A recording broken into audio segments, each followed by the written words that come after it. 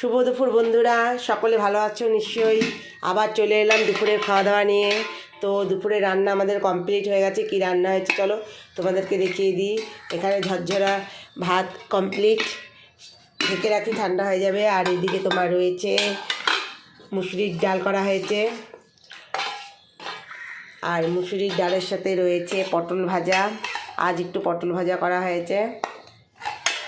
আর ওদিকে রয়েছে তোমার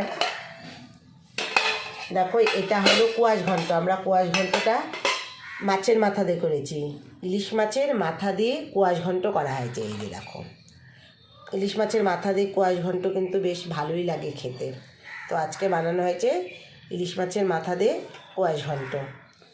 আর এদিকে রয়েছে, যেহেতু রবিবার খাওয়া দাওয়া একটু সকলের বাড়িতে ভালোই হয়, আমাদের বাড়িতেও হয়েছে। তো মাটন বানানো হয়েছে। দেখো ধোয়া উঠছে, কেবলই বানানো হয়েছে গরম। এদিকে মাটন হয়ে গেছে, আর এদিকে থাকছে মাটনের সাথে একটু চাটনি। তো আমাদের রান্নাবান্না এই হয়েছে: ভাত, ডাল, পটল ভাজা, কোয়াশ ঘন্ট ইলিশ মাছের মাথা দিয়ে, আর এখানে মাটন হয়েছে, আর চাটনি রয়েছে।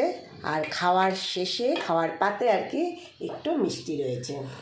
রবিবারের খাওয়া দাওয়ায় আজকে আমরা এই আয়োজন রেখেছি। কেমন হয়েছে তোমরা বলবে। আর সকলে ভালো থেকো, সুস্থ থেকো। আমার ভিডিওগুলি যদি তোমাদের ভালো লেগে থাকে তাহলে একটু লাইক কমেন্ট করো, আর একটু সঙ্গে থেকো।